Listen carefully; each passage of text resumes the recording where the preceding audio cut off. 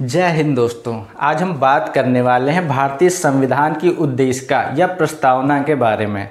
उद्देशिका या प्रस्तावना हमारे लिए समझना क्यों ज़रूरी है। अगर हम भारतीय संविधान को समझना चाहते हैं तो हमें उद्देशिका समझना बहुत ज़रूरी है। सबसे पहले हम देखेंगे कि भारतीय संविधान की उद्देशिका की परिभाषा क्या है। उसके बाद इस परिभाषा में दिए गए तमाम शब्दों के ऊपर विस्तार पूर्वक चर्चा करेंगे। तो आइए सबसे पहले परिभाषा देखते हैं।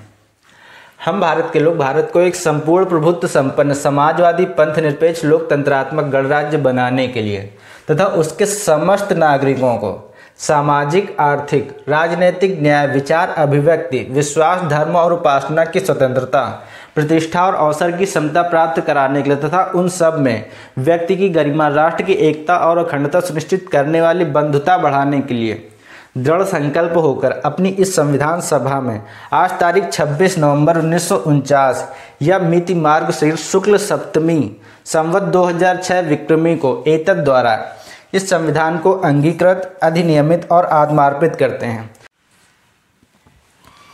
चलिए, परिभाषा तो हमने समझ ली। परिभाषा में दिए गए शब्दों के बारे में समझते हैं।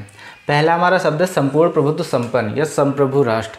संप्रभु राष्ट्र क्या होता है? संप्रभु राष्ट्र ऐसे राष्ट्र को कहते हैं जिस पर किसी दूसरे देश का नियंत्रण नहीं होता और वे पूर्ण रूप से स्वतंत्र होते हैं अपने आंतरिक और बाहरी मामलों के फैसले लेने के लिए। जैसा कि हमारा भारत देश एक संप्रभु राष्ट्र है। इस पर किसी और देश का नियंत्रण नहीं है, अपने आंतरिक और बाहरी मामलों के फैसले खुद लेता है। दूसरा शब्द क्या है? दूसरा शब्द है समाजवादी। इसका तात्पर्य सामाजिक समानता से है कि समाज में किसी भी प्रकार से किसी से भेदभाव नहीं किया जाएगा। तीसरा शब्द क्या है? पंथ निरपेक्ष। राज्य किसी भी धर्म को लेकर भेदभाव नहीं करेगा और सभी धर्मों के प्रति समान व्यवहार करेगा। चलिए अब और आगे देखते हैं। हमारा चौथा शब्द लोकतंत्रात्मक गणराज्य है। लोकतांत्रिक गणराज्य में जनता के चुने हुए प्रतिनिधि सरकार बनाते हैं और यहाँ सत्ता के पद विरासत में नहीं मिलते। पांचवा शब्द सामाजिक, आर्थिक और राजनीतिक न्याय। समाज में किसी प्रकार से किसी से भेदभाव नहीं किया जाएगा। प्रत्येक नागरिक को अपने अधिकारों को अर्जित करने के समान अवसर मिलेंगे। देश में प्रत्येक नागरिक को अपने प्रतिनिधि चुनने का अधिकार होगा और किसी से भी किसी प्रकार का भेदभाव नहीं किया जाएगा।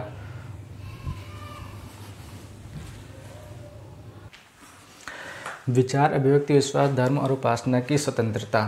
अपने विचार, विश्वास को अभिव्यक्त करने की स्वतंत्रता तथा किसी भी धर्म को मानने या ना मानने तथा उस पर अपना मत प्रकट करने की स्वतंत्रता।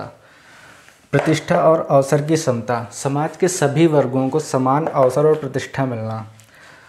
आठवां, राष्ट्र की एकता और अखंडता। विभिन्न धर्म और विचारों के होते हुए भी आपसी प्रेम, एकता और भाईचारे का बना रहना।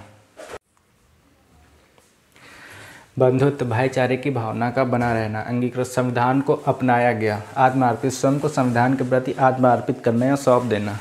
चलिए, भारतीय संविधान की उद्देशिका कंप्लीट हो चुकी है हमारी और मेरा यूट्यूब पर ये पहला वीडियो है। अगर आप लोगों का सहयोग बना रहा तो इसी तरह से वीडियो आती रहेंगी। धन्यवाद।